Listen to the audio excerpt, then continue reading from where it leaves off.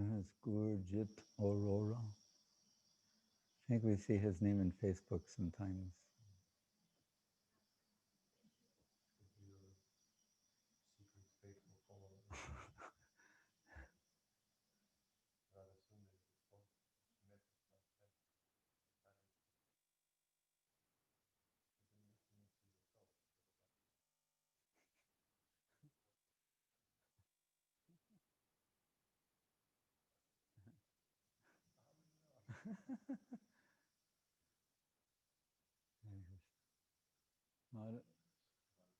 Madhusudan is speaking.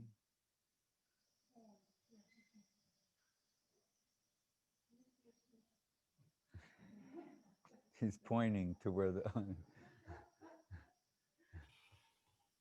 Okay. Yeah. Wonderful. Jai Srila Bhakti Ranjan Madhusudan Maharaj ki. Jai Srila Bhakti Sudhir Goswami Maharaj ki jai. When I hear your voice, Maharaj, then I know I have good connection. Hare Krishna. Maharaj. So, as devotees come together, first let us give our obeisances to Maharaj and to all the devotees who are here now. Vanchakalpatarubhyascha Kripa Sindhu Bevacha Patitanam Pavanebhyo Vaishnavyo Namo Namaha. So, happily today we are joining in the festival in Chiang Mai, Gupta Govardhan. So we're joining in with the Chiang Mai festival today. We've transported ourselves from Jaipur, perhaps briefly, because I believe tomorrow we will visit Jaipur for a short while and have our final pilgrimages and final gathering tomorrow. But today we are having a special day that we'll always have when we're in Vrindavan and Govardhan, actually anywhere where we are in the world. But this year we have the opportunity to come together in Chiang Mai and to be with the president of the current meeting, the rightful head of the current meeting on the glories of Srila Prabhupada and the glories of Guru Maharaj and Gurudev, but today especially about Srila Prabhupada, a long-time disciple of Srila Prabhupada, Srila Bhakti Sudhir Goswami Maharaj. And we hope that we shall be joined presently.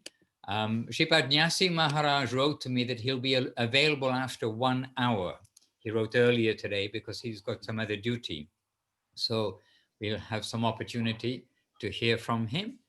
And in the meantime, as happens, our devotees are coming in one by one, or 2 by 2, or 3 by 3, through the gates of Gupta Govardhan and quickly rushing to take their seats and to come and be with us.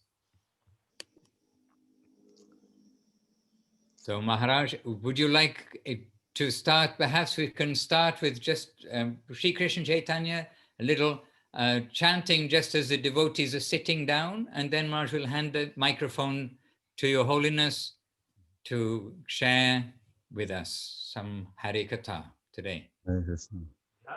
Shri Krishna Chaitanya Prabhu Nityananda Shri Krishna Chaitanya Prabhu Nityananda Shri Advaita Gadadhara Srivasadi Gaur Bhakta Vrinda Shri Advaita Gadadhara Srivasadi Gaur Bhakta Vrinda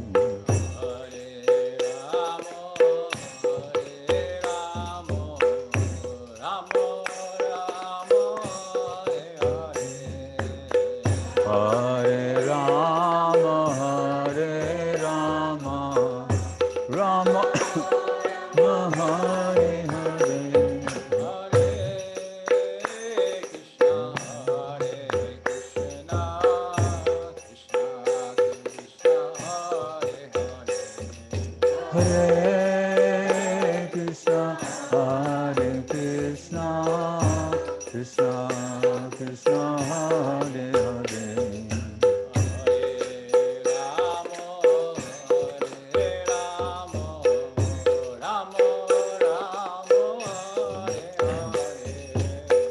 Hare Rama, Hare Rama, Rama Rama, Hare Hare.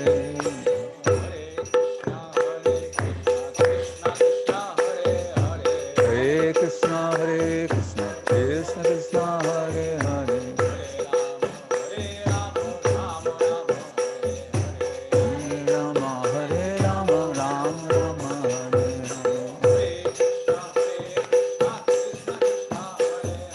Hare Krishna, Krishna Krishna, Hare Hare. Hare Rama, Rama Rama, Hare Hare.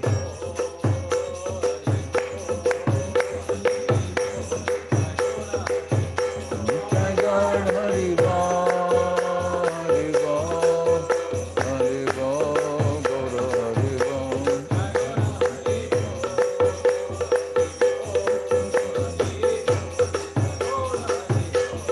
Gaur Hari Bol, Hari Bol, Hari Bol, Gaur Hari Bol. Jai Om Vishnu Bhad Paramahansa Parivrajaka Sudhir Sadashri Srimad His Divine Grace Srila A.C. Bhaktivedanta Swami Prabhupada Ki Jai. Srila Jai. Prabhupada Tirobha Mahamahotsavati Ki Jai. Jai. Jai Om Vishnu Pad Srila Bhakti Sundar Govinda Dev Goswami Maharaj Ki Jai. Jai Om Vishnu Pad Srila Bhakti Rakak Sridhar Dev Goswami Maharaj Ki Jai. Bhagavan Srila Bhakti Siddhanta Saraswati Thakur Ki Jai. Jai Saparikar Shri Shri Guru Gauranga Gandharva Govinda Sundar Ji Ki Jai. Shri Krishna Balaram Ji Ki Jai. Shri Giriraj Govardhan Ki Jai. Shri Rupanuga Guru Varga Ki Jai. Namacharya Srila Haridas Thakur Ki Jai. Prem Se Kaho Shri Krishna Chaitanya Prabhu Nityananda Shri Advaita Gadadhar Shri Vasari Gaur Bhaktivinoda Ki Jai. Shri Shri Radha Krishna Gop Govina Shama Kunda Radha Kunda Giri Govardhan Ki Jai.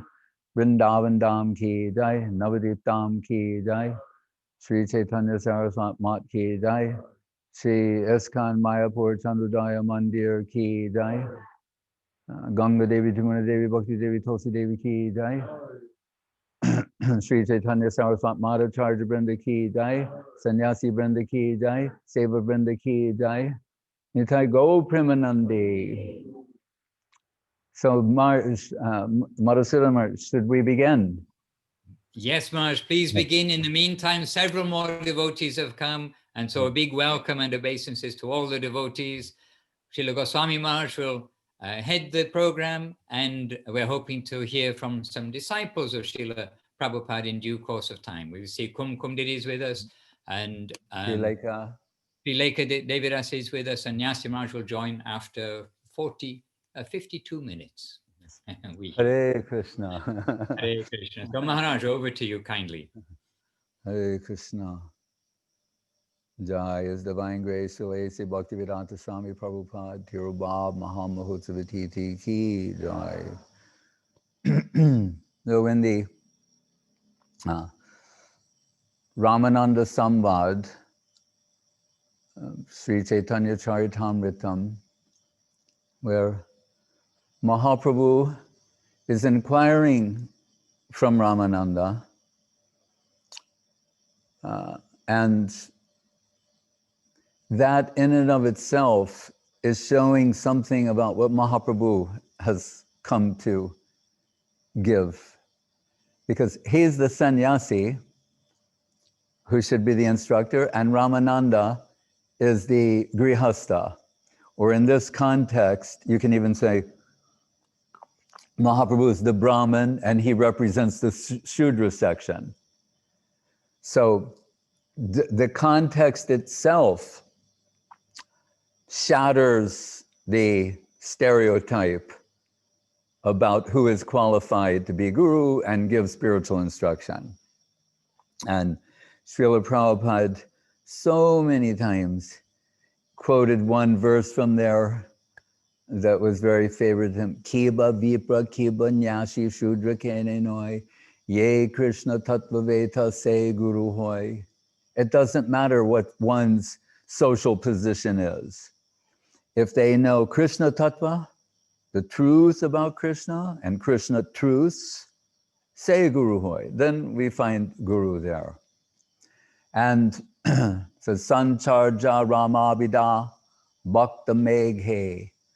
Ramananda is described as a cloud of devotion, like a devotee cloud that's risen from the Bhakti Siddhanta Chayamritani, the ocean of Bhakti Siddhanta, conclusions, truths about Krishna devotion, whom Mahaprabhu is the source. So in essence, saying, so Ramananda is like a cloud who's risen from the ocean of Mahaprabhu. But Mahaprabhu is inquiring from him, and Ramananda, in his deep humility, you know, he's Vishaka Saki in the spiritual world, Radha, her two next, Lalita, Vishaka, says whatever, because Mahaprabhu is expressing so much appreciation for what he's saying, and Ramananda says, but I am like an instrument and you're the player. So as you play me, these things are coming out. And then you're offering some praise, saying, oh, how wonderful that sounds. But you're the player of this instrument, which is similar to the line in Bhagavad Gita, nimitta matram bhavasavya satchin. Nimitta means instrumental. Krishna is saying to Arjuna, you can be an instrument to my divine will. So Ramananda talking like that. So the reason I mention this is to underscore what is about to be said, because it means it would be enough for us if it's coming from Ramananda Roy alone. But inasmuch as he's saying, you're causing me to say these things, it becomes even more important. In other words, Mahaprabhu, Sri Chaitanya Dev, he wants the world to know this very fact. So he says to him, what is the most unbearable suffering in the world? Right? And Ramananda says, Krishna Bhakta Viraha Bina Duk Nahi Dekipar. That there is nothing more, no greater suffering than separation from Krishna's devotee. Right?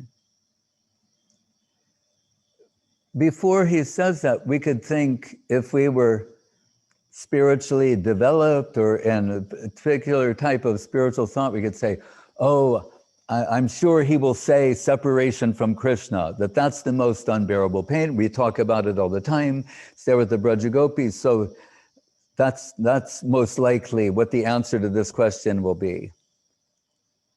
But interestingly, you think separation from Krishna's devotee, that's the most unbearable pain, sorrow, suffering. And many things can be drawn from there. How can Krishna disagree? Right? Krishna, who's the greatest devotee? Srimati Radharani. Krishna cannot bear separation from her. Jai Srila Bhakti Vinod Maharaj ki jai. And why will all the and for the devotees, they will also emphasize her position. But in this world, everyone knows, beginning and middle and end, the only way that you get a substantial connection with Krishna is through his devotee. So without the devotee, there is no Krishna. So this Krishna separation, that Braja Gopis, Radharani, that's in another domain. But without the devotee, Guru Maharaj says, and without Guru, we have nothing. Right? In one place he says, without the grace of Sri Guru, we are lifeless clay. That's the proper mentality for a disciple. So it's through the devotee that we get Krishna, substantial Krishna conception, and it's through his divine grace, A.C. Bhaktivedanta Swami Prabhupada, that the world got Krishna, that the world got Krishna consciousness. So then how important and incomparable is his position, the person who delivered Krishna conception, Krishna consciousness to the entire world. So, and I will say this, that at that time, this is before the internet and that type of rapid communication. And I was with my partner, the devotee, preaching in Eastern Europe, in Poland at the time. And we were informed about Srila Prabhupada's disappearance maybe a week after it happened, right? Which seems unthinkable, but that's how it was, because we were traveling around, there wasn't this type of communication. And so when we heard, we were devastated, and thoughts of Mahaprabhu's Shikshastakam descended upon us, Yugaitam Nimishena Chakshusha Prabhushaitam Sunyaitam Jagat Sarvam Govinda Virahaname. There's Govinda Viraha. But similar, it's saying Sunyaitam, what did I say? Yes, Sunyaitam Jagat Sarvam. Seeing the world, Sunya means zero. Right? Seeing it void, Prabhupada says himself in rendering this. Like, how do you express Sunya? Void, like Shunyavad, void. Void's almost worse than zero, I think. And as we looked out into the environment, that's how we saw it. And it was this time of year in that part of the world, and it seemed to mirror that moment. Look, what is it, like monotonal vacancy. And as you know, we were driving back to our home base, you know, in the midst of tears, and as we called and got some news and realized it was 1 week, the first glimmer of some hope came, because I thought we were preaching during that week, and on account of that preaching, because Prabhupada wanted everyone to be a preacher. His idea was every man, woman, and child in the Krishna consciousness movement as a preacher. Not that you just have like designated preachers, right? Which we do. But he liked to tell about, there was one little girl, and you can see a picture of her. She was like 3 or 4, named Saraswati. And she would come and like play with Prabhupada as a child would do. She had no, I mean, she was respectful, but you know, she would, and he'd give her flowers and things like that. And he once gave her as an example of preaching. He said, he's telling everyone, what's preaching? What does it mean to preach? And he said, just like our Saraswati. And it's a 4-year-old girl. And he said, so she will go up to someone and say, do you know who is Krishna? Supreme Personality of Godhead. You know, that's all. Right? So he's saying, if you can say that, tell someone, you know who Krishna? Supreme Personality of Godhead. So everyone, every man, woman, and child should preach. As Saraswati Thakur said, when a man said, so am I in pursuance of Mahaprabhu's divine will, Pritibite Ache Jatanagaradigram Sarvatra Prachar Hoibe Mornam. You know, my name will be chanted in every town and village in the world. So am I correct in understanding, Srila Saraswati Thakur, that your intention is to establish a temple in every major city or every city around the world?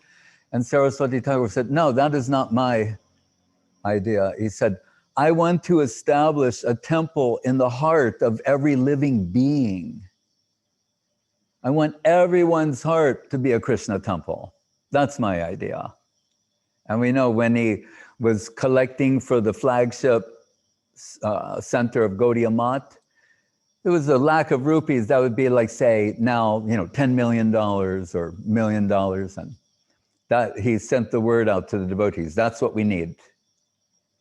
And then who they affectionately called JBD, Jagabandhu Das, he gave 3 lakhs. So it's like he gave 3 million, right? And all the devotees were happy, and they said, Prabhupada, Saraswati Thakur, Jagabandhu Prabhu, you asked for 1, he gave 3 times what you asked for. And Saraswati Thakur said, that's not exactly what I asked for, or what my desire was. He said, I wanted that 1 million people would give $1. 1 million people would get some sukriti. That's what my wish is. But now Jagabandhu, he grabbed everything, right? So Prabhupada, Srila Prabhupada, had that type of spirit and generous vision of extending Krishna consciousness. So with this preaching, and we had received some letters from him appreciating the preaching and particularly book distribution in so-called communist countries. Prabhupada said 1 book there is like 100 anywhere else. And so then, and I thought to myself, we were feeling Prabhupada's association during that week, but he'd left the world a week ago. And that's why I say it was the first glimmer of hope, because you feel orphaned, alone in the world. But then I thought, no, but we felt Prabhupada's presence during the week by faithfully executing his order to preach. And we know we were doing the type of preaching that gave him great joy. So I thought, so the connection is still there. It's not broken. Like when Mahaprabhu says, Amara Gyai Guru Hoya Tare Desh Jare Dako Tare Kaho Krishna Upadesh, another favorite verse of Prabhupada. He's saying, on my order, deliver the people of this land, take the position of Guru, which Guru Maharaj says means the giver. That's what it means. The giver who's giving Krishna Upadesh, talks about Krishna and Krishna's instructions, everything Krishna to others. He's saying, save the people with this life-giving nectar, tava katamritam tapta jivanam kavipiritam, etc. So, and then in the next verse he says, and don't be afraid that you'll be overcome by the current of worldliness. If you remain faithful to this order, not only will that not happen, but you'll get my association. So there's the support. But still, we thought, as we returned to our home base there in Germany at the time, I thought certainly there will be a worldwide meeting of the devotees. Everyone will come together and discuss how to go on, And much to my surprise, that was not to happen. And we were told, oh, it's now November and the annual Mayapur festival is coming in February, so we'll all meet at that time. And then, but we're a little not entirely satisfied hearing that. But then we heard that, and Srila Prabhupada said that after my disappearance, when the necessity arises to consult with higher authority, you approach my god brother, Srila Bhakti Rakak Sridhar Goswami Maharaj. So the leaders are going to meet with him at the annual festival this year. And that was reassuring. Right? So then that time came, and the leaders met with Srila Guru Maharaj, and later, someone who recorded, I was not at that meeting, but someone who recorded it all, a friend of mine, told me, they're going to extract something from here and give that to the devotees in general. Right? Take something from those talks, give that, it'll be very beneficial for all the devotees. He said, but I have the tapes. So you can hear them, the whole thing, not the edited version. So I took them to my room, and when I played them, I fell to my knees, and I thought, this is the unmistakable, undeniable voice of Sri Guru. And I could understand the living connection, and recalling Srila Prabhupada saying, when we speak of the fundamental principle of Gurudev, we speak of something that is universal in application. Thus, there does not arise any question of concern, my guru or yours. He said, there is one guru who appears in an infinity of forms to teach you and me and all others. So I was shocked and stunned, but internally very happy. And I would say this, what we were, as like orphaned children, we were unable to articulate even the sentiments that we were feeling. We didn't have the words or the skill with language, how to express these things, or the scriptural references that from the great devotees that will resonate in your heart. But Srila Guru Maharaj is that expert, Shastra Nipun, as in Prapana Jivanamritam, he selects the verses representing surrender, upon hearing which some resonance is in our hearts. So when Srila Guru Maharaj started speaking about the disappearance of Srila Prabhupada, our Guru, and I thought, he's perfectly expressing what we're unable to articulate. And it began with the very first thing he said, right? And he said, there is a verse in the scriptures. And we know Srila Bhakti Sundar Govindadev Goswami Maharaj later used this as the graphic representation of this sloka in the Sri Chaitanya Saraswat Mat logo. And so Guru Maharaj said, we've been told that, the Shisha, the disciple is like a lotus, and Guru is like the water in which the lotus is sheltered, and Krishna is like the sun. So when the Shisha lotus is sheltered in the safe waters of Sri Guru, he's nourished by the hot, intense Krishna sun. He said, but remove the water, and that very sun burns the lotus. That's how we felt. When he said that, it was burns the lotus in the absence of the Asraya Vigraha, Sri Guru. So immediately, with his opening statement or expression, Guru Maharaj totally captures. And then, so we were telling how we felt the only thing we could point to is the Shikshastakam of Mahaprabhu, Sunyaitam Jagat Sarvam, seeing the universe as void and vacant. But then Guru Maharaj, he quotes Srila Raghunath Das Goswami, where he's expressing his separation from Mahaprabhu, Swarup Damodar, like that, after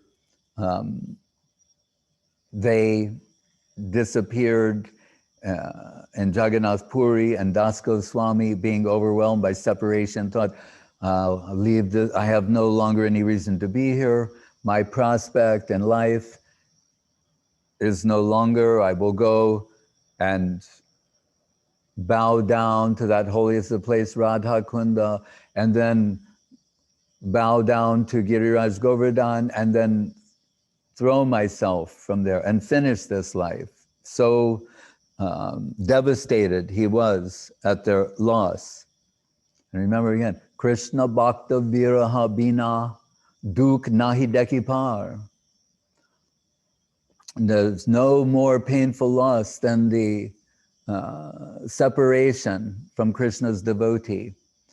So Guru Maharaj then quoted Raghunath Das Goswami and saying, he says, Sunyayate Mahagosham Girindro Jagarayate Vyagram Tundayate Kundam Jivatu Rahitasya Me. He said, those places as we that are the object of my worship, right? Like Govardhan and Radha Kunda, as we heard in his prayers, the Govardhan Dasakam, Prarthana Dasakam, such intense, and Nijani Kata Nivasam Dehi Govardhan, let me, please give me shelter nearby.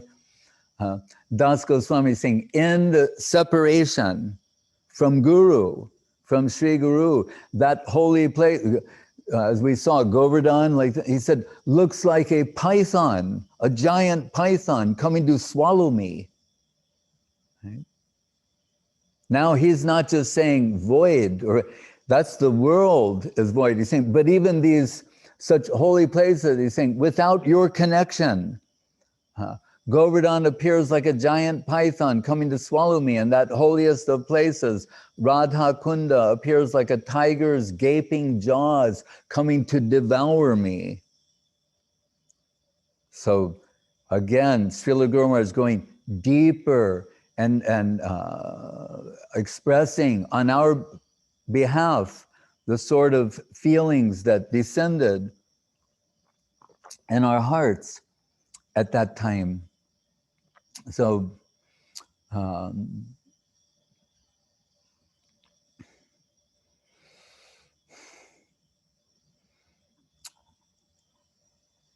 Prabhupada, when he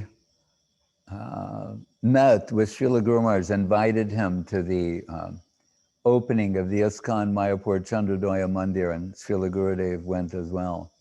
When he's giving some way of introduction, he says some astonishing things. I know he's a pure devotee from the very beginning, but he also says, Krishna and Prabhupada liked him to prepare me. That he says, Krishna and Prabhupada liked him to prepare me. And in America, when he thought he was going to leave the world once, many years before he actually did, he wrote Guru Maharaj a letter saying, I'm thinking to return to India and leave the world in Vrindavan. And Guru Maharaj wrote back, no, America's your Prabhu Datta Desh, Prabhupada Saraswati Thakur gave that to you. You stay there.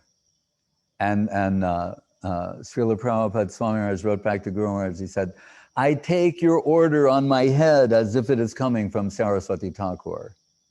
So such appreciation, genuine appreciation he had for Srila Guru Maharaj, and Srila Guru Maharaj had unparalleled appreciation for Srila Prabhupada. And the way he would say it, with his heart melting and beaming with pride. And he's saying, what Swami Maharaj has done is a miracle. We are happy, we are glad, we are proud. Guru Maharaj never uses the word proud. It's like a dirty word in Vaishnavism until you get in the upper world where it's like, oh, it's a good thing when it comes to the Braja Gopis. That's another world, Mon, or that's another thing, because they think they own Krishna, and they do. But in this world, we never, we say, you have to overcome these things. But Guru Maharaj is saying, we are happy, we are glad, we are proud. And it was heartfelt when Guru Maharaj would say these things. And if someone said something about him, Guru Maharaj would say, Swami Maharaj is like an ocean, and we're like a pond, trying, still giving something, And sometimes the God brothers would, sometimes Swami Maharaj had so much success. We know that story, we discussed it recently, putting his life on the line in Vrindavan. Could have just, we saw in our parikrama how beautiful the Radha Damodar temple is. And he has his room there, the deities of Jiva Goswami and Krishna's Kaviraj Goswami. Every day he's taking the holy name of Krishna, translating Bhagavatam, Chaitanya Charitamritam, other books, taking the prasad, darshan of the deity. Like, in a sense, what a happy life he has. He's elderly by any standard and could justify spending his final days that way. That would not be objectionable in any way, right? Someone who dedicated his whole life to preaching. Prabhupada didn't start preaching in 1965, right? That's when he started having some extraordinary success. He's been preaching since he was a child, right? Engaging others and Krishna consciousness. But as Guru Maharaj says in his prayer to Srila Bhakti Siddhanta Saraswati Thakur, the last line, Vilasatu Hridi Nityam Bhakti Siddhanta Bani, that may the divine voice and order and wish, desire of Srila Bhakti Siddhanta Saraswati Thakur, may that play upon our hearts eternally. Right? So, in his deep heart's core, the voice, the Vani of Srila Saraswati Thakur was playing. So he couldn't, in his mind and heart, justify, even at such an advanced age, he could not justify just remaining in Vrindavan, culturing Krishna Nam, Krishna consciousness for his own development. That's not Prabhupada. Guru Maharaj said sometimes in the days of Gandhi, Swami Maharaj Prabhupada would come to and say, Nehru and Gandhi, they're, at the Esplanade, like somewhere near in Calcutta. He said, come on, you and me, let's go and tell them they must accept Mahaprabhu's creed, like that type of fervor and also audacity. He's ready to go, like break into the meeting and tell Mahatma Gandhi what he really should be doing. And Jawaharlal Nehru, forgive me, Hindi speakers in the audience, for not saying his name properly. Not an easy one, but for me. So always like that. And we know it's number 6, Sitakant Banerjee Lane. He had his pharmacy in his householder days, and he was an inventor, a chemist. He had many inventions. When I first joined, we brushed our teeth with toothpaste that Prabhupada invented, really. And it was really good. I missed that. It was really good. And many things. His magnum opus of inventions was supposed to be injectable ghee.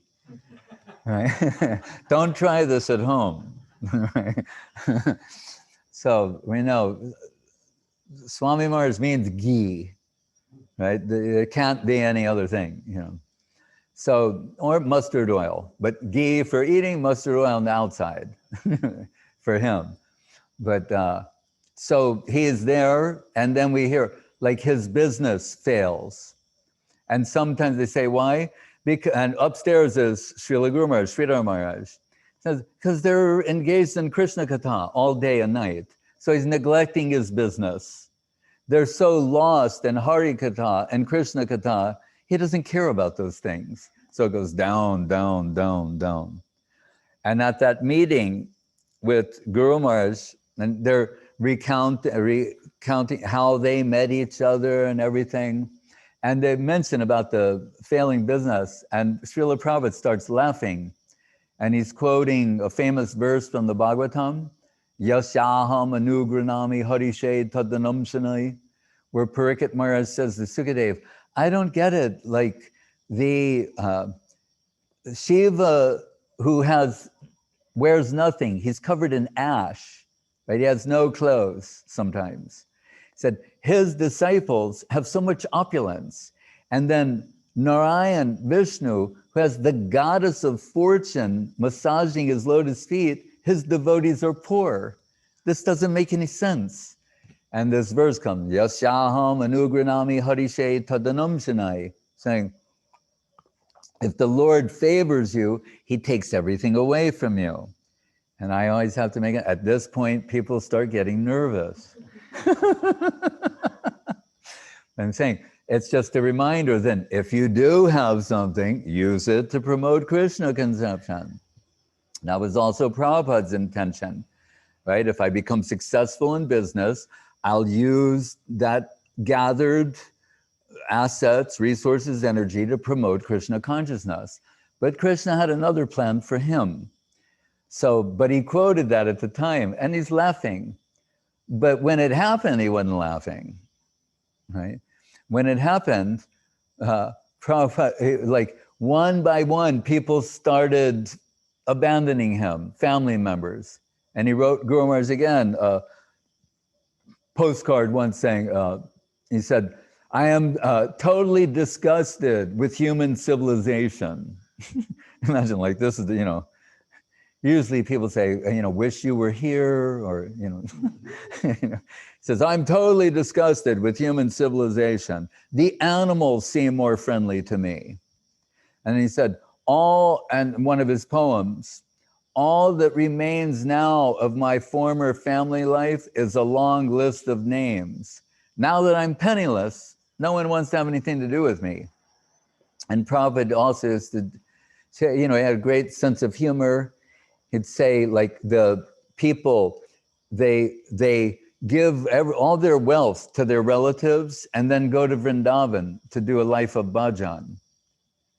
And Prabhupada would say, but Krishna, he is very intelligent.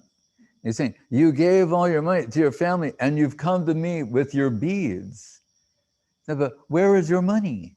You gave that away and you come to me with your beads, Hare Krishna. He said, Krishna is very intelligent. Because he saw so many things, is what I mean to say, in Vrindavan. Prabhupada was inoffensive to the extreme, but he was not naive. So whatever was going on there that was objectionable, he was totally aware of it and still humbly going on with his bhajan and his intentions of fulfilling the order of Srila Bhaktisiddhanta Saraswati Thakur. So in that room, not even a desk with a chair, but sitting as he always did. Prabhupada was not a desk and chair person, ever. Always the little table and the cushion. Right? He also liked that Marwari style. They have this little box, you lift up the lid and, keep things in there. And it's a box, like it's a desk and also you keep your money there and other things. That's how he worked. And he's doing the Srimad Bhagavatam, Chaitanya Charitamritam, Bhakti Rasamrita Sindhu, Science of Devotion, later becomes Nectar of Devotion, Light of the Bhagavat, and other things. And he makes the journey by boat, 30 days, a 30-day on a boat, right? And not a luxury cruise, but a cargo ship that has a few rooms. And there, as we've told, he reveals in his diary, they gave him a little book for the passengers, and he says, now I'm feeling intense separation from my lords, Radha Damodar, Radha Govinda. He starts naming the principal deities of Vrindavan, Madan Mohan, Gopinath, and said, I depend exclusively upon their mercy so far from Vrindavan. That's what he's saying, right? And you know, as they're going deep, further and further across the ocean, all you see is water, right? And he's not a merchant marine or someone who's used to doing this. And what has he got? His trunks full of Bhagavatams and some mridangas, kartals, his little cooker, you know, that tiffin with the 4 levels. And then he has 2 heart attacks. At which point, when you're following this divine pastime, you just throw your arms up to Krishna like, why? Why? He's as sincere as you can be. But we're told, as we told the other day, there's Prabhupada in his coat. That coat he bought for like $1 or $2 at the Salvation Army. That's the coat he's wearing. Jayadvaita Swami has it now. So, as we told the other day, when the Govardhan pastime and many others, when the devotees are put into deep anxiety and life-threatening circumstances, they don't go to another shelter. It's not they think like, enough of this Krishna consciousness, we've got to defend ourselves. That's not their default position. They just think, no, Krishna, we're in this situation, we're trying our best to follow your orders, so please give us shelter. So Prabhupada, he's like that. I'm sacrificing my life on the altar of service to Srila Bhakti Siddhanta Saraswati Thakur, my Gurudev. And if I die on this journey, then I will have died going in the right direction. That's his mood. But then Guru Maharaj is saying, so at that point, he's saying, having wholly emptied himself other than any other desire than to fulfill the order of his Gurudev, then divine power had to come down and work on his behalf. He said, so I take him to be Shaktyavesha avatar. And Krishna takes over the boat. The captain says the ocean's like a pond. He's never seen that. There's no waves. And then Prabhupada makes the bati chachari, this Bengali comfort food, little like julienne cubed potatoes. It's excellent. And that makes him feel better. And he writes also in that diary, daily I am relishing the nectarine of Chaitanya Lila, the source of my all vitality.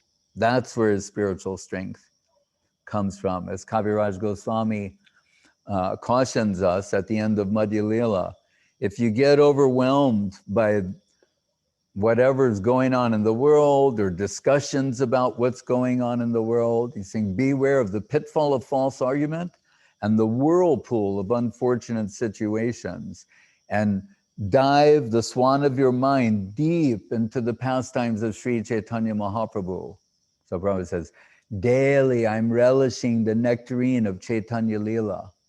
And he arrives in America, and after 1 year of no real signs of success or expansion, he's thinking, I did what I could. It really adds drama to this when, as a pastime or a story, because he comes this close to returning back to India.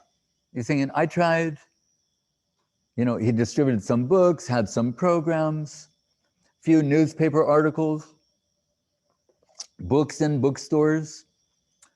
I found one in a bookstore in San Francisco. These so-called old brown Bhagavatams, every now and then you'd discover one. And asked hey, he went looking for buildings, like this would make a great center. And when you see the building he picked, like, it's really nice. It was not a storefront, 26 Second Avenue. It was like in the posh section of New York, uptown, like really a beautiful building. Around in those days, like $70,000, $80,000, but no help coming from India.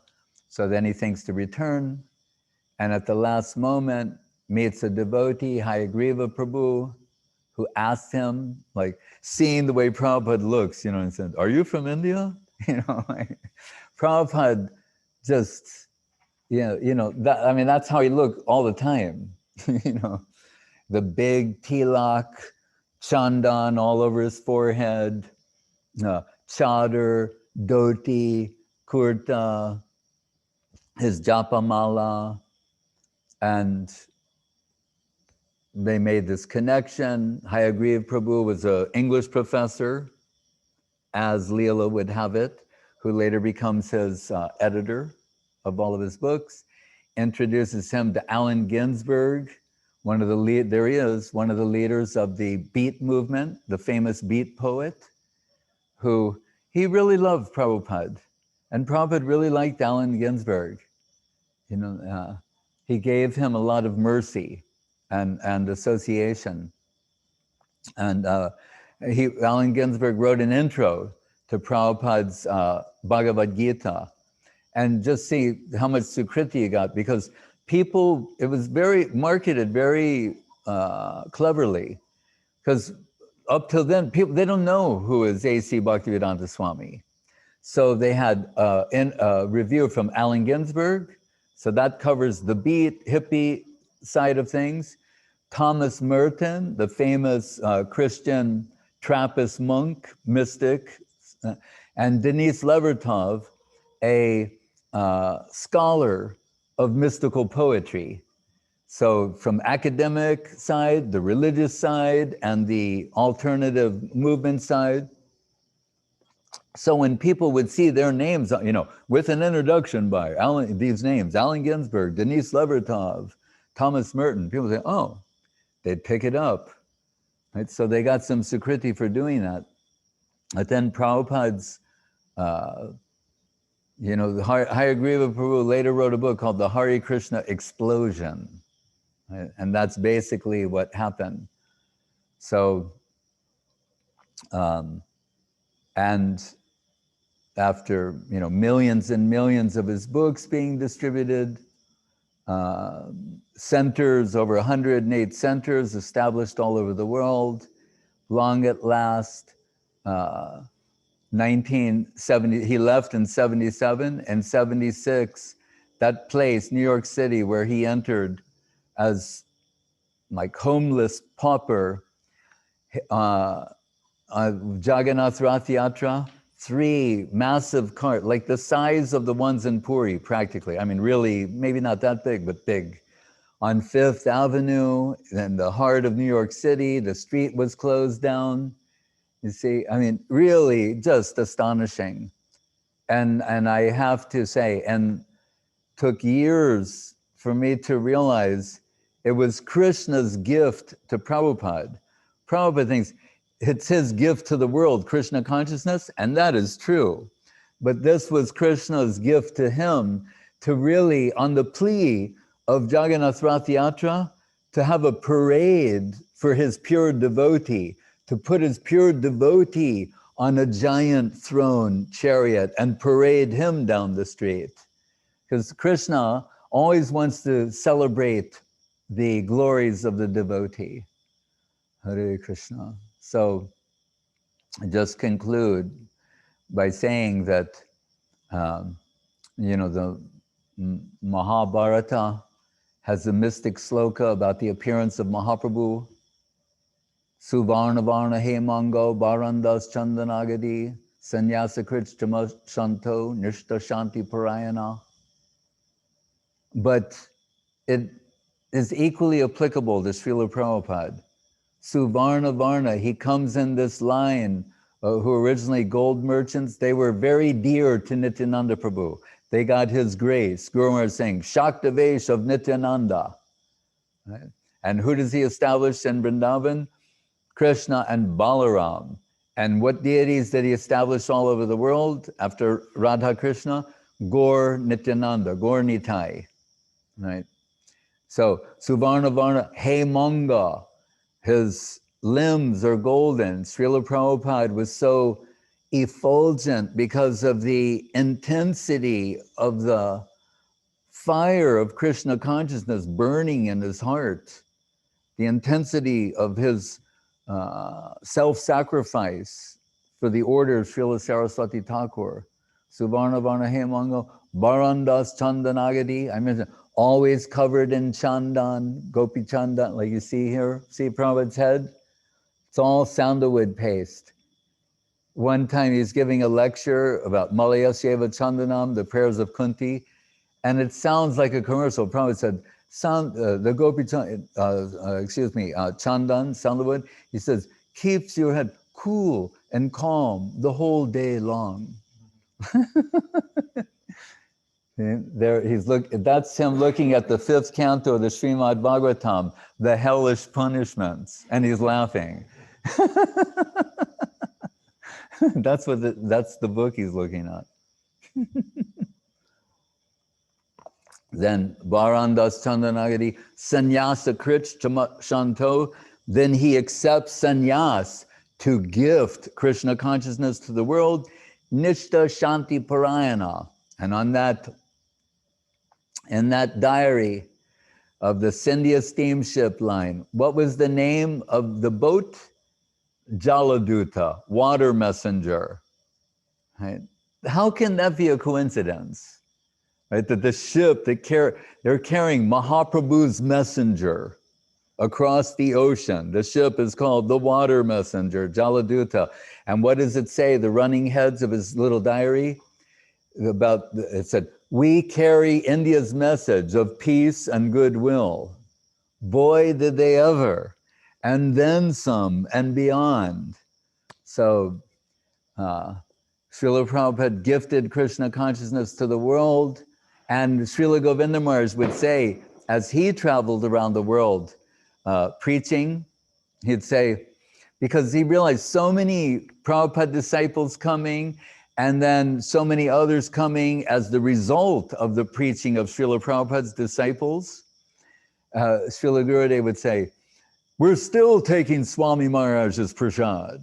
You know, and Guru Maharaj would say, where can you find a better friend than him who's always giving you service opportunities? And Guru Maharaj said the same thing. I'm sitting here in a chair on a roof in Navadvip, and because of Swami Maharaj, he said, Muhammad could not go to the mountain. My Guru Maharaj wanted me to preach in the West. The mountain has come to Muhammad. Like he said, now the West is knocking on my door because of Swami Maharaj. And Gurudev also said, with Swami Maharaj's intense way of preaching, like when he'd talk about science and scientists sometimes, after he'd make his point about life comes from life, scientists, he'd go, we kick on their face. You know, he'd say things like that.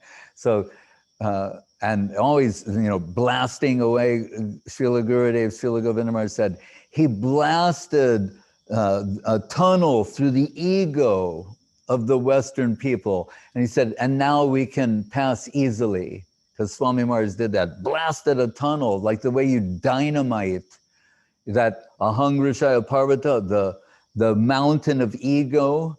He was like the dynamite that when they want to make a tunnel, that blasted a tunnel through that by his non-compromising purity of and force of his representation of Krishna consciousness.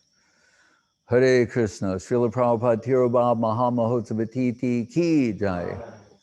And Madhusudan Maharaj, perhaps yes, you can say something or select one of Srila Prabhupada's direct disciples to speak. Maharaj, this is my wish, if you give your permission, Maharaj. I am appointed by you as not the MC, but the SC, as you pointed out, the servant of ceremonies. Yes. So, Maharaj, you may say, though, because I do not know the seniority between Kumkum DD and Srilekha DD. They are both to me. Maybe they only know that. Okay, we'll go alphabetically. Kumkum DD. Would you like to say kindly a few words for us all from your own experience as a disciple of Srila Prabhupada first? You need to unmute your microphone. I think you have the power. Okay. Yes. Okay. My Dhanavad to the devotees, and Srilekha DD especially, who is by far senior to me. Hare Krishna. But just to honor the ceremonies, I will try to say something.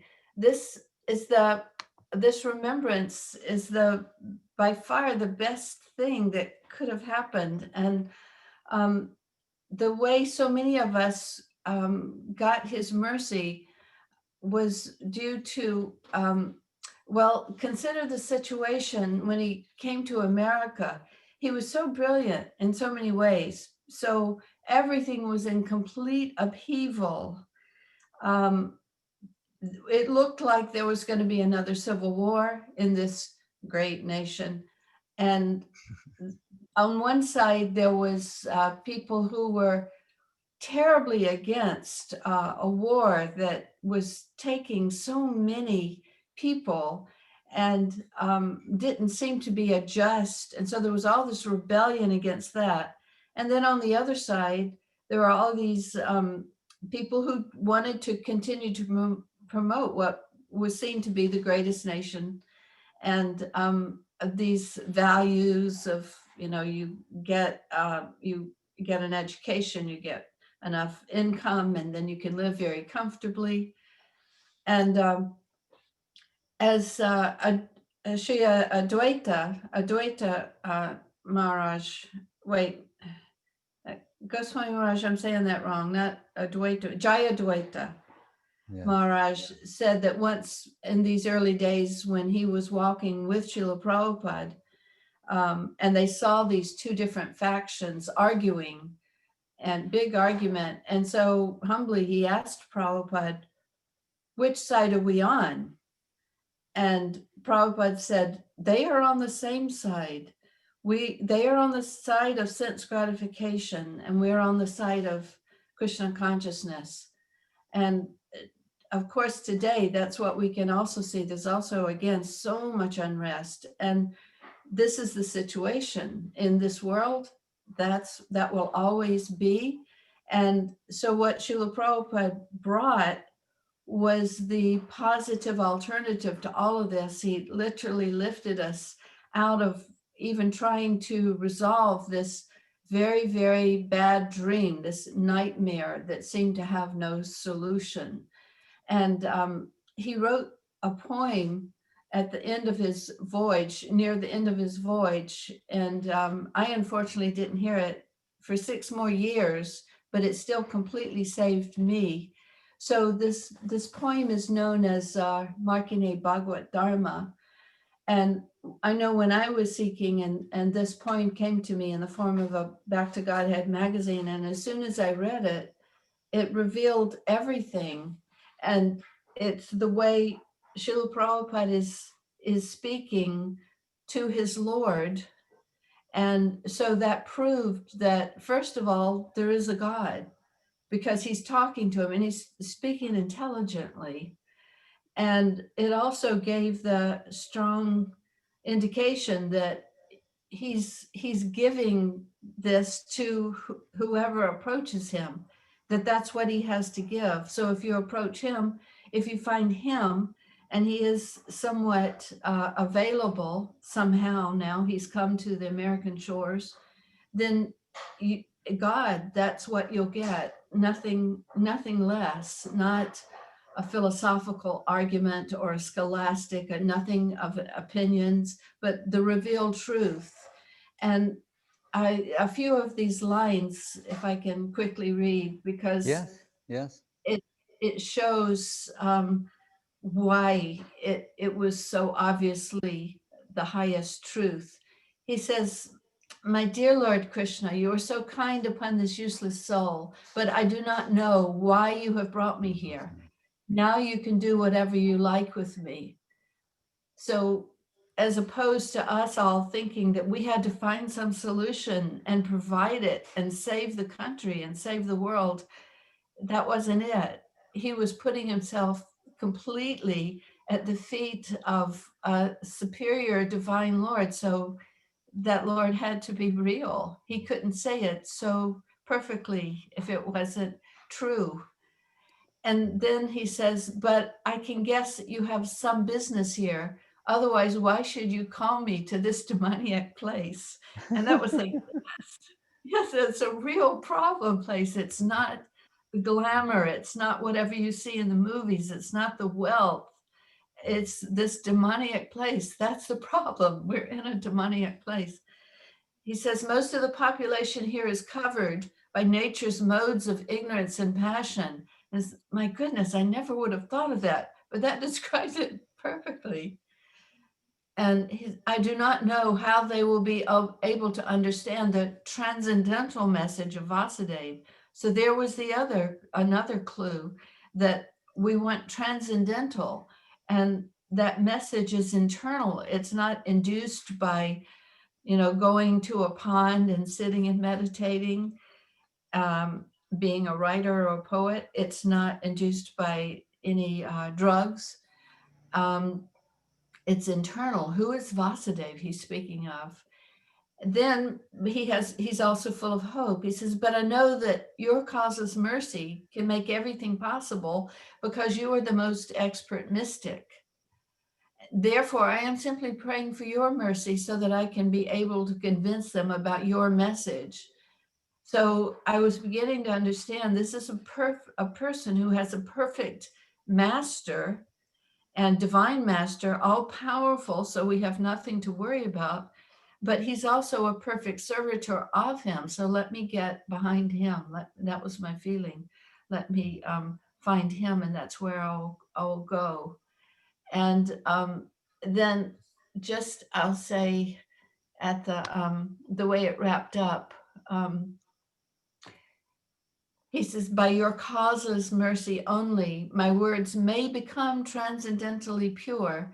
And I am sure that when such a transcendental message penetrates their hearts, certainly they will feel gladdened and thus become liberated from all unhappy conditions of life." So it's not just a matter of knowing what is truth and accepting this difficult place. It's demoniac, it's dark, it's passion and ignorance, but it's also completely full of hope in his message. And he says, "I am just like a puppet in your hands. You have brought me here, and now you can make me dance as you like."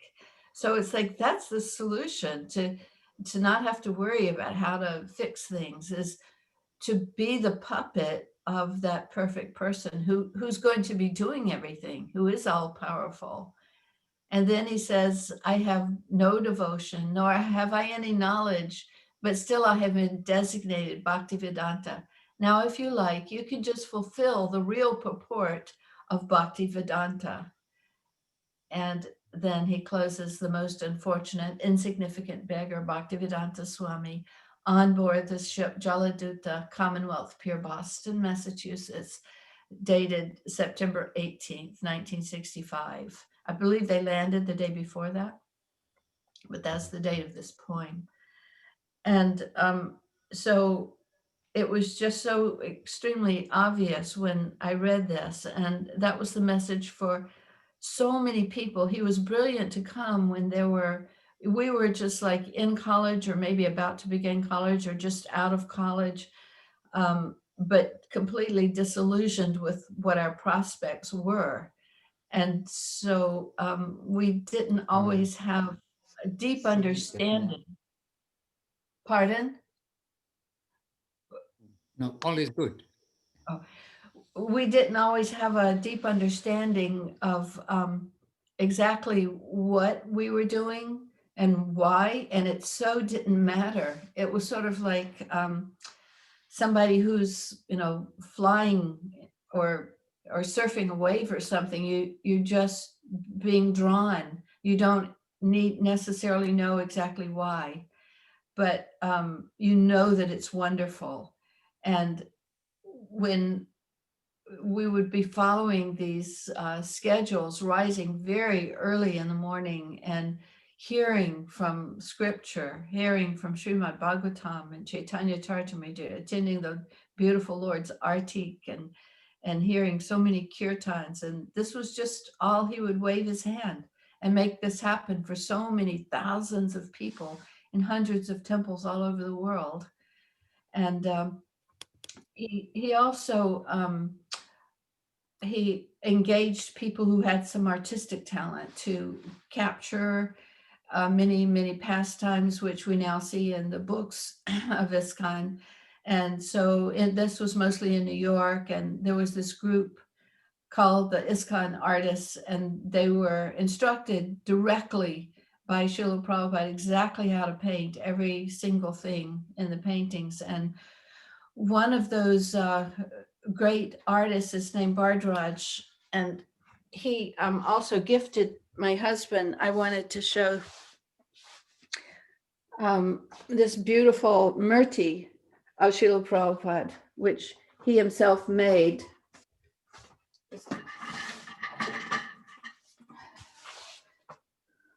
There, right there. Jai Srila Prabhupada. Jai. And so all of these very talented artists were enabling us to see in great detail what Prabhupada's teachings were. Some philosophical, some lila.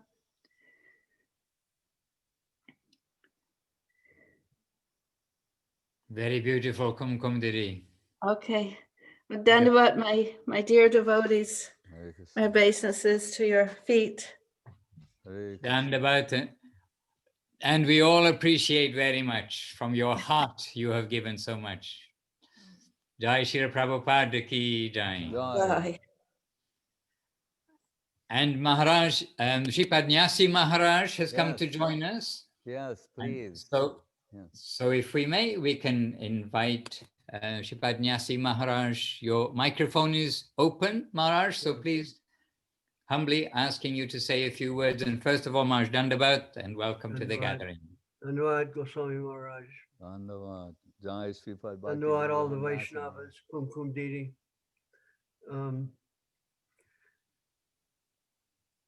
I was thinking about you know what to say, and it's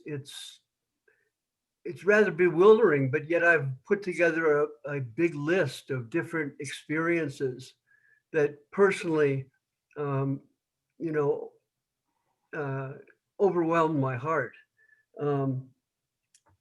I was thinking that as when Srila Sridhar Maharaj described how, or revealed how Srila Prabhupada was Shaktyavesha avatar, he was saying Shaktyavesha avatar, Shaktyavesha avatar, but he didn't specify. Then someone said Shaktyavesha avatar of who? And he said Nityananda Prabhu, of course. So I was thinking how Nityananda Prabhu was with Srila Prabhupada. Everywhere Prabhupada went, we had such power and such, the world, you know, the world came together around us when we were with Srila Prabhupada, particularly, you know, in a wonderful intensity. We felt so much like this is a glimpse of what the spiritual world is, the power of such a Vaishnava. And I think by the power of Nityananda Prabhu, that experience of Prabhupada's presence was very much present, even in his physical absence. I mean, very strongly, unusually strongly. I can remember that feeling, and I felt it again when I was directly with Srila Sridhar Maharaj and directly with Srila Govinda Maharaj, but not really just generally. I think Nityananda especially appeared or enabled Prabhupada to appear, you know, simultaneously in so many different places. You know, in a similar way that Krishna appeared in so many places in his fine, very high rasa dance. He was there with every gopi. And Prabhupada, I think, as far as I could see, and what I knew with me is that he was really present very strongly all the time. And we had nothing to do but his service. That really, that we didn't have a thought of anything else except his service. It was amazing. You know, now so many things have come to the surface as a result of our development in Krishna consciousness. Prabhupada said it's like boiling ghee, and the residue comes to the surface and we gradually scrape it off one by one. So we're doing that with you know, we've been able to do that with the kind assistance, the kind mercy, the kind blessing of Srila Sridhar Maharaj and Srila Govinda Maharaj, when from Prabhupada's disappearance, practically 1981 was when Goswami Maharaj met, and then from there we were able to meet, and all the way through 2010 we had direct guidance, no room for deviation in our understanding. And I think so that makes Sri Chaitanya Saraswati Math exceptional. We have the basic foundation from Srila Prabhupada, and the developed fine explanations and what's the word? Expansions on you know, the deeper meanings of those things that were there. Sometimes now I read Srila Prabhupada's books and I find things there that Srila Sridhar Maharaj has told us that I never saw before. It's quite amazing. And where was I going? Let's see.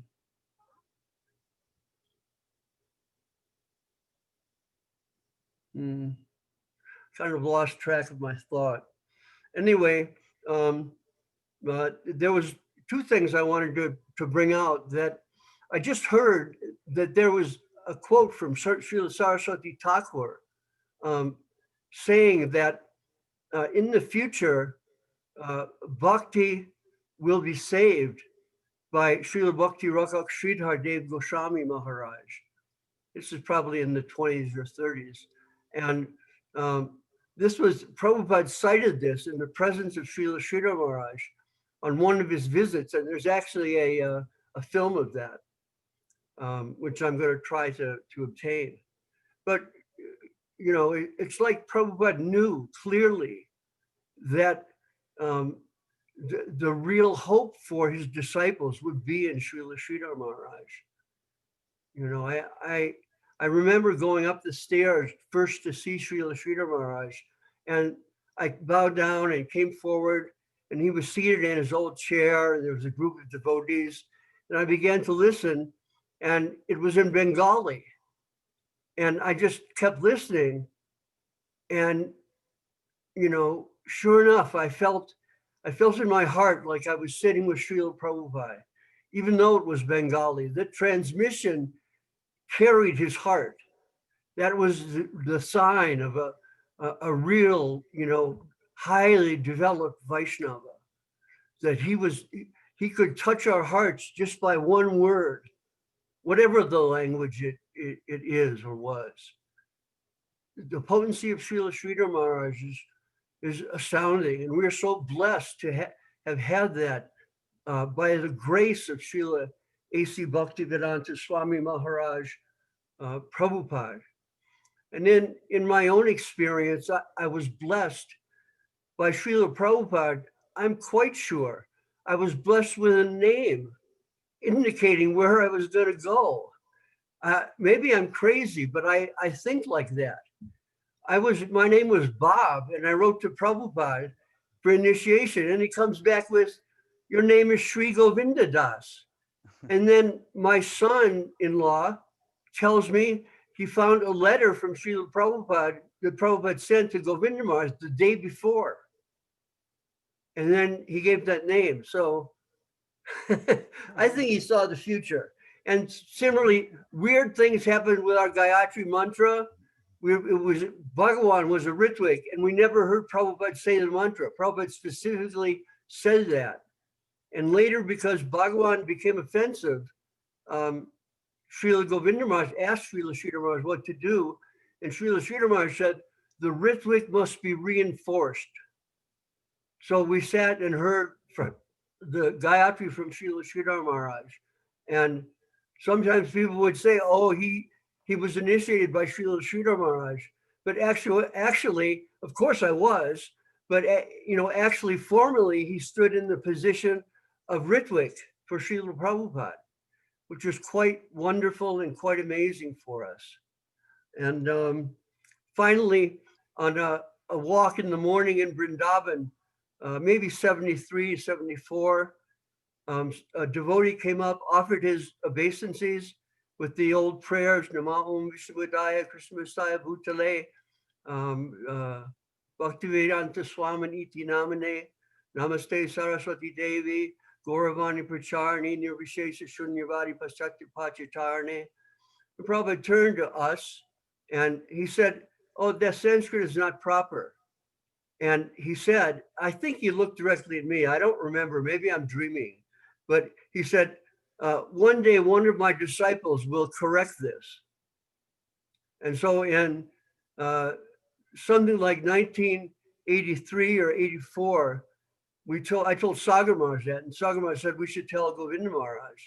So we went and told, and he said immediately, I'm his disciple. I can do. And it was done like that. So all these things make me think that it was Prabhupada knew. The whole thing was prearranged. And somehow or other, the blessing was there. And it was a wonderful, beautiful blessing. And I'm sorry to get involved with myself. It's probably just my ego, but it's a wonderful thing that happened to me that I want to recite and repeat to the Vaishnavas, which I always remember Prabhupada pushing us, directing us, guiding us to Srila Sridhar Maharaj to save the mission of Krishna consciousness, to have a place of family life where everything is small and beautiful and not massive and overwhelming. Prabhupada didn't want that. I heard a letter from one of my, not a letter in which my godbrother Abhiram Das said that Prabhupada said to him just before his departure, ISKCON has become too big. We must stop. And so, that kind of vision of Srila Prabhupada, of the potency of, like Srila Sridhar Maharaj says, when connotation increases, denotation decreases. When its denotation increases, connotation decreases. So, that idea is there in our mission. And Prabhupada knew it, and he gave us to Srila Sridhar Maharaj, where Srila Sridhar Maharaj is giving us such fine understanding. And as we find, some people will come and not be able to take to Krishna consciousness in our mat, but can do in ISKCON. And others come and stay, and they already feel at home. They already feel like this is a wonderful place to stay, and they can sense the depth of the teachings. All by if we hang on to the grace of Srila Prabhupada and Srila Sridhar Maharaj and Srila Govinda Maharaj, we will have, an amazing blessing to give to everyone that we meet, or everyone that we're able to meet, or whoever comes forward.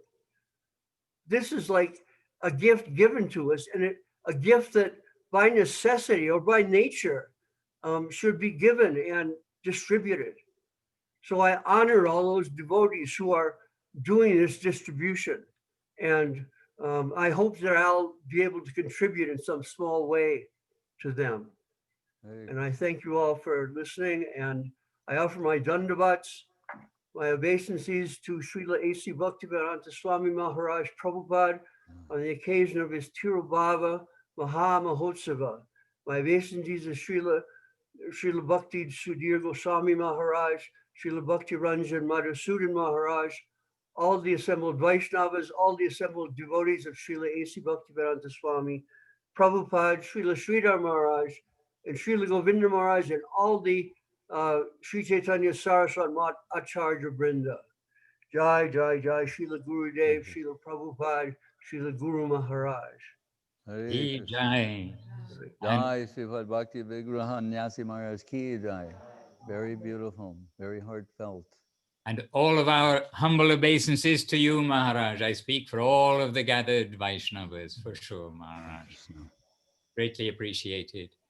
And Maharaj, last but not least of the disciples, direct disciples of Srila Prabhupada, we have Srilekha DD with us, who I believe, if I'm not mistaken, since she was a teenager, has been a servitor of our divine masters, receiving grace from Srila Prabhupada first of all, and with the grace of Srila Guru Maharaj and Gurudev we know of since then. So Srilekha, no crying. Please tell us a few things.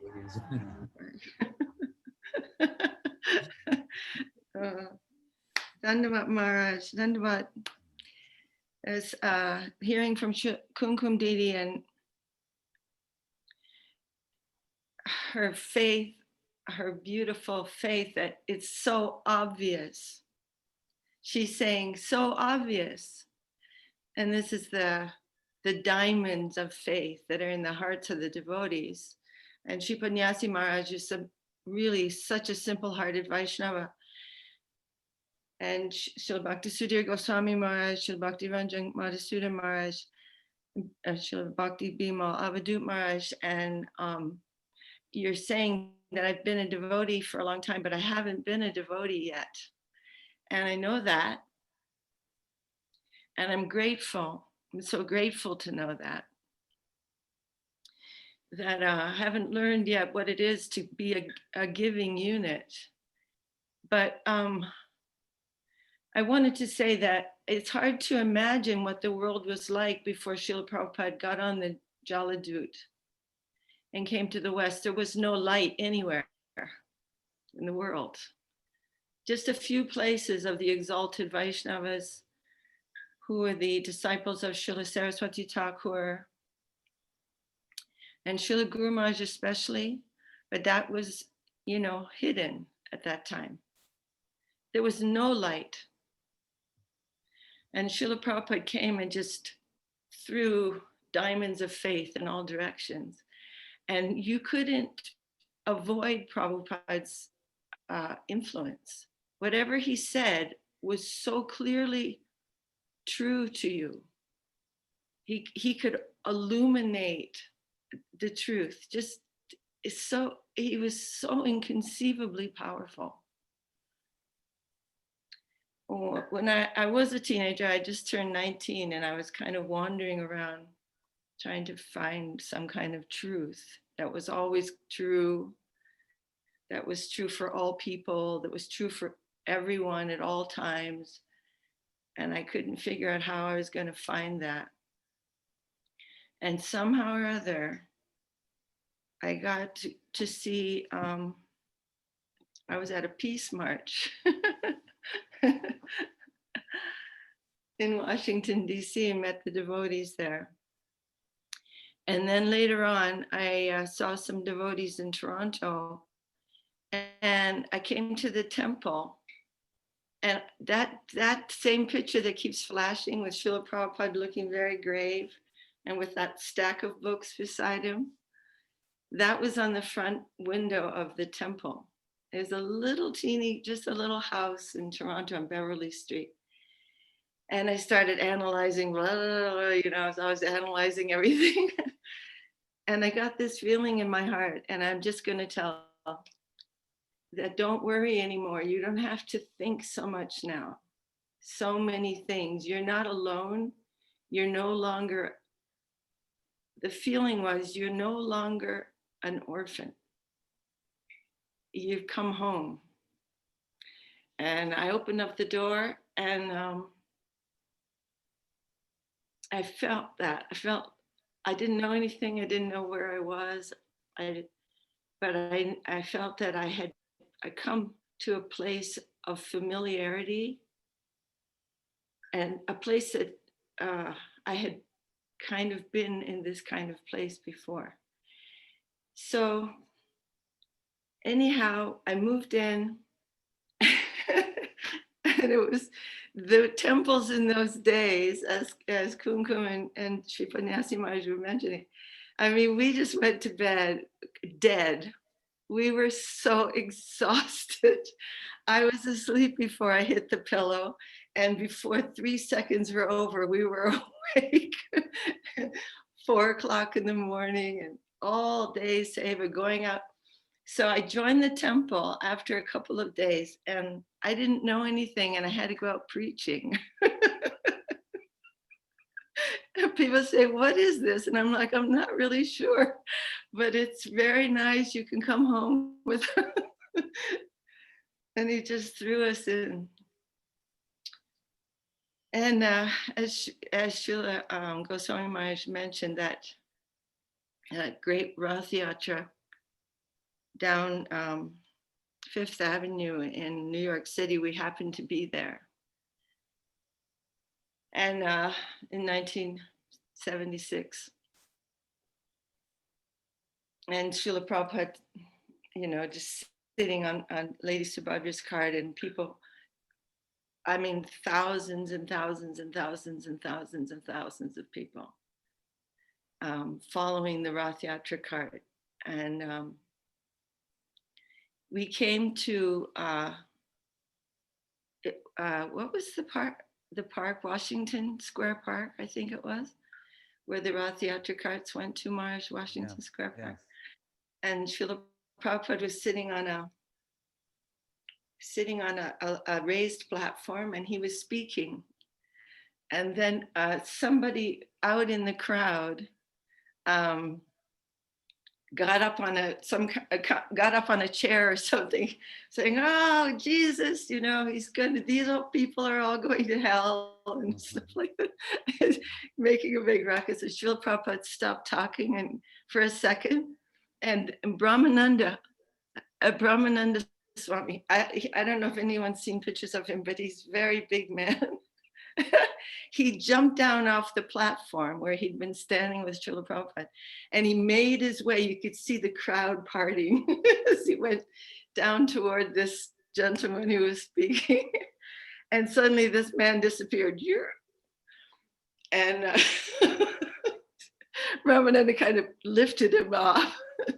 And Srila Prabhupada said, "Try to understand this Krishna consciousness with a cool head." It was very funny and amazing. And that morning, I mean, that was, this is our last meeting with Srila Prabhupada, my last meeting, or our last time that we saw him in person. And that morning he had been speaking in the temple room in New York City, and we were all sitting around. And he was speaking about Lolyam. And he said, I had to come to America, and to leave my country, I was able to get a visa from my country. I mean, I was able to get my passport from my country. But in order to enter your country, I need a visa from your country. And he said, so we, by some process, one can leave this sort of mundane relativity. But to enter into the adhokshaja plane, one needs a visa from that plane, what to speak of the aprakrita plane. And that visa must come from them, and it costs something. There's a price, and that price is lolyam. That we have to become desperate for that. We have to call out. He said, like a child in a busy marketplace in India, which I'd never been to India at that time, so I couldn't conceive a marketplace, but it's so crowded. And he says the child looks up and his mother's gone. He can't find his mother. There's an ocean of strangers around him. And he has no other thought in his mind except his mother. He's not hungry, he's not thirsty, he doesn't want a toy, he doesn't want anything except his mother. And he's calling out with his whole heart and soul for his mother. He said, that is the mood in which that is the mood of necessity, which must come in our heart. And that will be the price for that visa. And who is the visa holder? The visa holder is Gurudev. And I heard Srila Guru Maharaj saying recently, he said, the goal of all knowledge is to become the feeling in the heart of the most needy. When we feel ourselves to be the most needy, the most in need, then we will understand, then knowledge has become ripened in our hearts. And so there's so many things, of course, to say about Srila Prabhupada. Like I said, there was no light in the world at that time when he came. You know, and we hear in the Bhagavatam, we think that we have met your goodness by the will of providence, just to act as captain of the ship which desires to cross over the dangerous ocean of Kali. And whenever we think of that verse, we think of Srila Prabhupada and now look at all these diamonds of faith, all these devotees who all over the world who are really actually diamonds of faith and lighting up the whole planet. And I can't conceive of how things are going to go. You know, like as the future unfolds,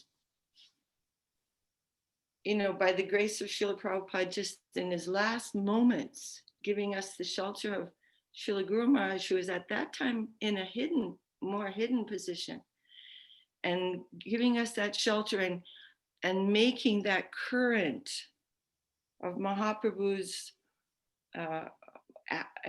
manifest actions coming in this way to Srila Guru Maharaj. And we're hearing all the time Srila Guru Maharaj, his beautiful classes and talks, sometimes hearing a class over and over and over again. Think, what is it? What is it? What is he saying? What is it? And then suddenly just some open door. And this is the potency of Guru. And it's always there by Srila Prabhupada's mercy that he gave us that connection, gave the world that connection. Anyway, I just want to conclude with that because, you know, that was his gift. And when we came to Srila Guru Maharaj in 1985, as Srila Nyasi Maharaj was saying, and then we thought, oh, we didn't know where Prabhupada was sending us, but he knew. He knew what kind of connection he was going to make possible for us. And so these huge diamonds of faith that we're seeing all over the world now, they're really, truly, this is no joke or not poetry or anything. This is actual truth, that this is all lighting up this universe, really. I know that little chair where Srila Guru Maharaj sat is like the pole star of all conceptions. And everything is circumambulating his divine heart and revelation. And we don't know what's going to happen. Mahaprabhu is creating a devastation in mundane existence, and how that's going to manifest. You know, and as Nyasi Maharaj said, if we can just, I don't know if it's possible, just to take part in some kind of way to that, at the feet of the Vaishnavas, and that's our incredible good fortune. And Jai, everybody, Dandavat with great love. I'm seeing all Chiang Mai devotees, Chinese devotees, Villa Govinda devotees, London devotees, everywhere. It's just like, and San Jose. And we're just like, Jai, what a family. Haribol. Hare Nitai Krishna. Gaur Premanandi. Hari Hare Hari. Krishna. Jai Maharaj, Srila Prabhupada, Srila A.C. Bhaktivedanta Swami Prabhupada, Tirobhav Mahamahotsavati Ki Jai. Jai. And I like to sing this song of Srila Narottam Thakur called Viraha Giti for the disappearance of the Vaishnava Acharya. Jayanilo Prema Dano Koruna Prachur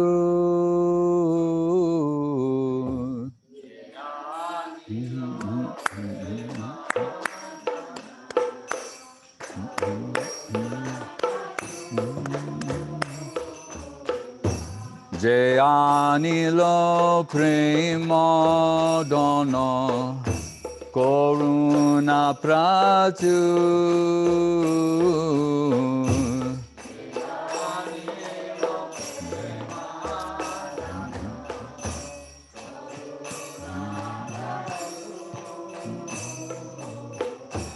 Hena Prabhu Kota Gela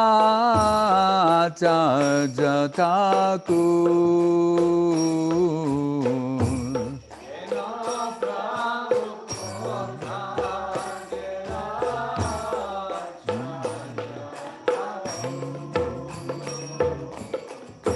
Kahan Mora Swarup Rupa Kaha Sanatan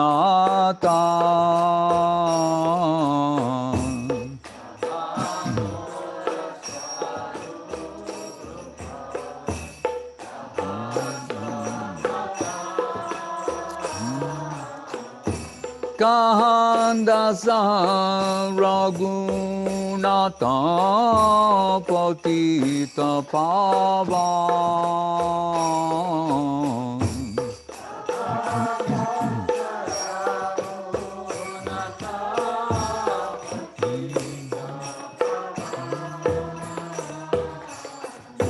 Kaha Mora Bhata Juga Kaha Kabira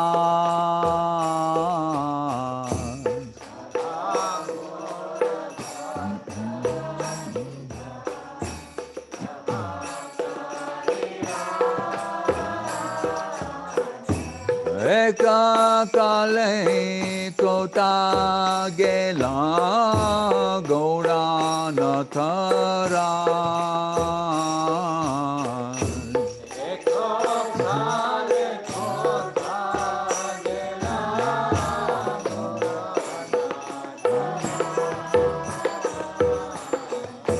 Pasane Kuthibo Mata Anole Pasibo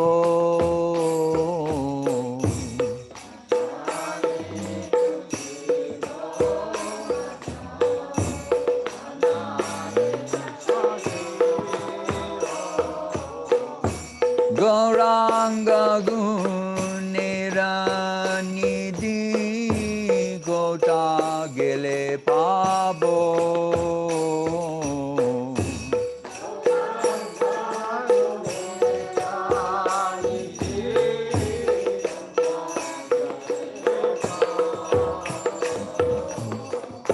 Se Saba Sangira Sange Jai Koilo Vila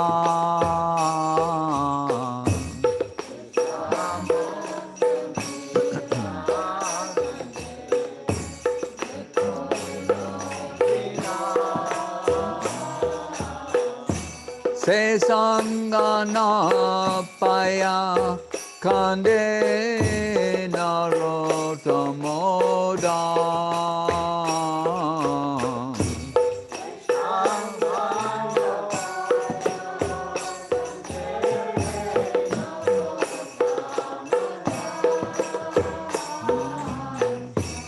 Je anilo prema dana Koruna prachur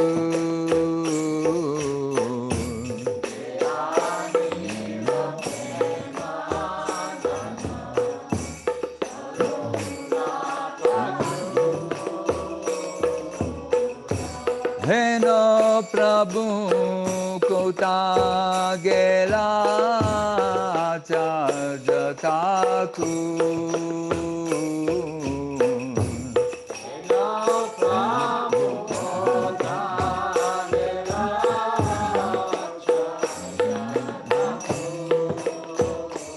Jaya Prabhupada, Jaya Prabhupada, Jaya Prabhupada, Jaya Prabhupada.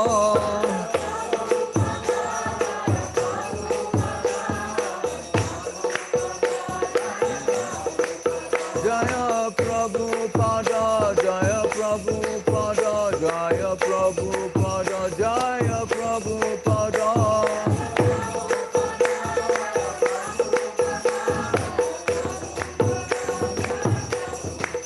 Hare Krishna, Krishna Krishna, Hare Hare.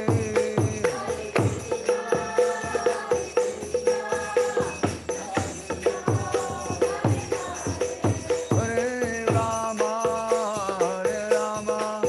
Rama Rama, Hare Hare.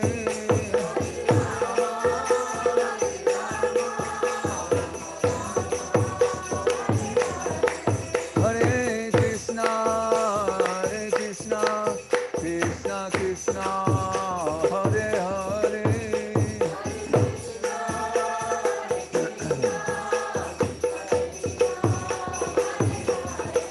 Hare Rama, Rama Rama, Hare Hare.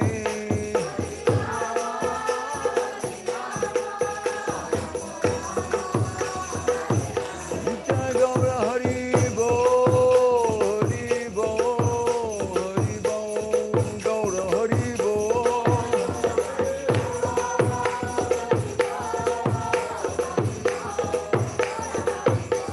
Jai Gaura Hari Bo, Gaura Hari Bo.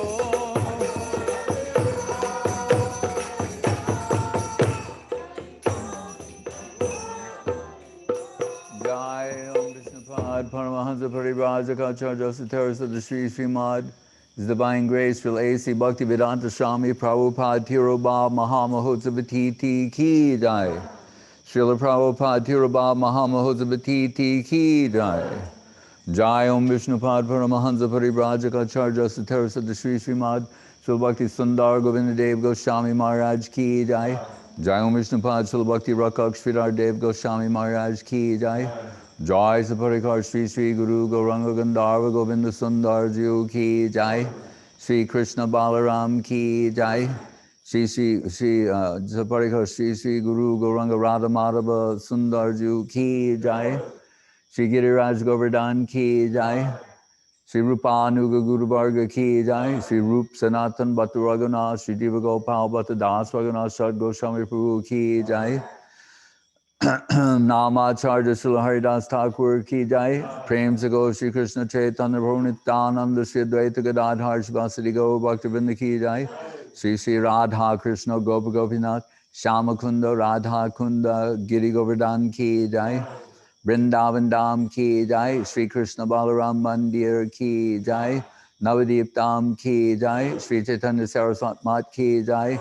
Sri Iskan Mayapur Chandradoya Mandir Ki Jai.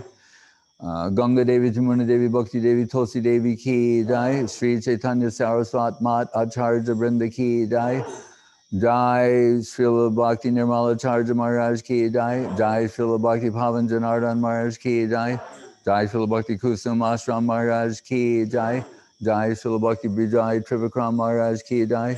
Jai Srila Bhakti Ranjan Madhusudan Maharaj Ki Jai. Jai Srila Bhakti Bimalavadut Maharaj Ki Jai. Jai Srimad Paramananda Prabhu Ki Jai. Jai Sripad Bhakti Vigrahan Nyasi Maharaj Ki Jai. Jai Sripad Bhakti Sevan Rishikesh Maharaj ki jai. Jai Sripad Bhakti Amrit Mahavir Maharaj ki jai. Jai Sri Bhakti Ashray Dandi Maharaj ki jai. Sannyasi Brinda ki jai. Jai Srilekha DD ki jai. Kumkum DD ki jai. Sri Bhakti Lalita Devi Dasi ki jai. Seva Brinda ki jai.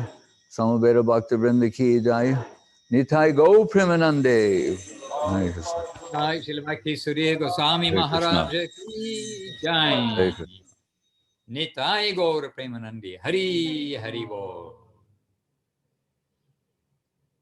So please be with us tomorrow, the same time, the same Zoom address. Tomorrow we have some more parikrama to finish in Jaipur and Galta and maybe another place. And we're expecting tomorrow will be also the final meeting of this, or the gathering of this year's Vaishnava worldwide gathering for the Kartik festivals. So please do be with us for tomorrow, same time, same place. Jai. Vanchakalpatarubhyascha kripasindubhya evacha patitanam Avinavya pavanebhyo Vaishnavya Namo Namaha. Jai Keshavananda Prabhu. We look forward to seeing you tomorrow. Sandeep Krishna Prabhu, Dandavat. Srilekha DD, Dandavat, very beautiful talk. Prem Narayan Prabhu, Dandavat. Govinda Nandini DD, Dandavat. Suresh Krishna Prabhu and Riga, Dandavat. Devashish Prabhu, our London secretary, Dandavat. Sri Hari Das Prabhu in Brazil, Dandavat. Rupi Vilas Prabhu in Philippines, Dandavat, and all the devotees there. Malini Didi in Orsk, Dandavat. Sushmita in Orsk, Dandavat. Hare Krishna. And friend, associate, assistant. And then the Siberian tongue Stenkel, Ekadashi Devi Dasi, Dandavat, and the Prabhu. Anindita, Dandavat Didi, Shakira Didi, Dandavat, South Africa. Jai Sripad Bhakti Vigan and Nyasi Maharaj, beautiful talk Maharaj, Dandavat. Sulalita Didi and Ors, Dandavat, or Orenburg, or both. Nityananda Ram Prabhu in Colombia, Dandavat Prabhu. Adi Dev Das and Shamala Devi Dasi, Dandavat. Kamalini, Dandavat Didi. Trilokanath Prabhu, Dandavat Prabhu, Dandavat. Jai Sripad Sevan Hrishikesh Maharaj, and all the devotees in Abhazia. No? Are they in Abhazia or Sochi? Or maybe, yeah. Jai Supriya Didi, Dandavat. Hare Krishna. Hare Krishna. Others to see? This, she is Sushmita's friend. Dandavat, Nihao, Iravati Didi, Dandavat, Praneshri Devi Dasi, Dandavat, Jai Kumar Prabhu, Dandavat, Yuvati, oh, and Simeshwar Prabhu, and died, the little girl, Sita, what is it? Kalindi, all right, it's Kalindi Devi Dasi, Dandavat, Kalindi, Hare Krishna. Ravindra Krishna Prabhu, Shama Balava, Dandavat, Pandita, Dandavat, Suchitra, Dandavat, she's on the move. Vijay Krishna Prabhu, Kamanacho, Dandavat.